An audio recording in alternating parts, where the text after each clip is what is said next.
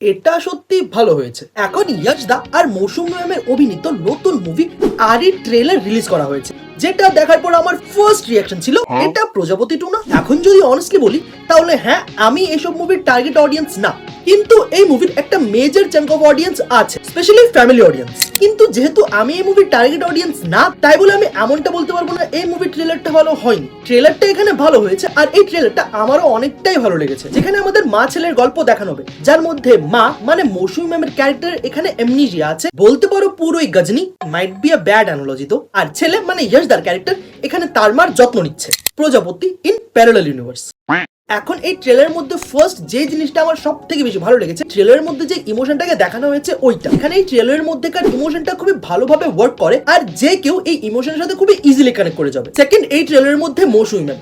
এখন মৌসুমী ম্যাম এই পুরো ট্রেলারের বেস্ট থিং বলতে পারো। এখানে মৌসুমী ম্যাম ট্রেলারটাকে অনেকটাই একা হাতে টেনেছে, যেখানে এই ট্রেলারের মধ্যে মৌসুমী ম্যামকে যতটা ইনোসেন্ট ভাবে দেখানো হয়েছে, মানে পুরো ট্রেলারটা এখানে খুবই থিন লাইনে চলছিল, যেখানে এই ইনোসেন্স দেখানোর ব্যাপারটা খুবই ব্যালেন্সড ওয়েতে দেখানো হয়েছে। মানে যদি একটু এদিক ওদিক হতো তাহলে এই ইনোসেন্সের ব্যাপারটা একদমই গ্যাদ গেদে সিরিয়াল মার্কা হয়ে যেত, যেটা থ্যাঙ্কফুলি এই ট্রেলারে ছিল না। কিন্তু এখানে মৌসুমী ম্যামের প্রেজেন্স আর মৌসুমী ম্যামের সাথে ইয়াশদার যতগুলো সিনস আছে ওইগুলো এই ট্রেলারের বেস্ট পার্ট ছিল, যেটা এখানে মোর দেন 80% ট্রেলার। আর এখানে ইয়াশদাকেও খুবই ম্যাচিওর মনে হচ্ছে, মানে একদমই আদ্যপ্রাপ্ত মধ্যবিত্ত বাঙালি ঘরের ভদ্র ছেলে, যার কাছে 69 শুধু একটা নাম্বারই।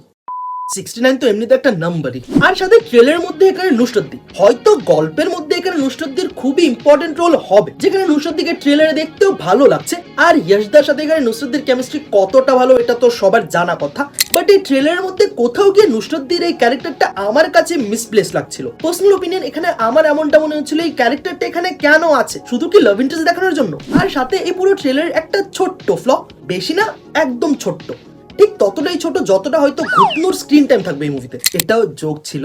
এই পুরো ট্রেলারের মধ্যে এখানে অ্যান্টাগনিস্টকে যেভাবে দেখানো হয়েছে খুব ক্লিশেড।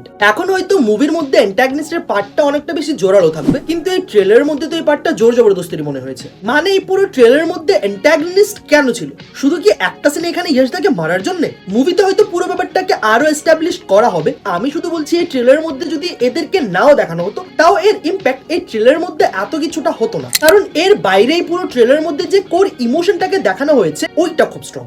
আর সবকটা সিনের মধ্যে এখানে ইয়াশদা আর মৌসুমী ম্যামের মধ্যে যে কেমিস্ট্রি ওইটা খুব ইম্প্যাক্টফুল, যেখানে এই ট্রেলারের মধ্যে যে ইমোশনটাকে দেখানো হয়েছে ওইটা এখানে অডিয়েন্সের সাথে খুবই ভালোভাবে কানেক্ট করবে। আর কোর হিউম্যান ইমোশন নিয়ে যে মুভিসগুলো বানানো হয় ওইগুলো ইজিলি হিট হয়ে যায়, কারণ একটা মেজর চাঙ্ক অফ অডিয়েন্স ওই কোর ইমোশনটার সাথে খুবই ইজিলি কানেক্ট করতে পারে।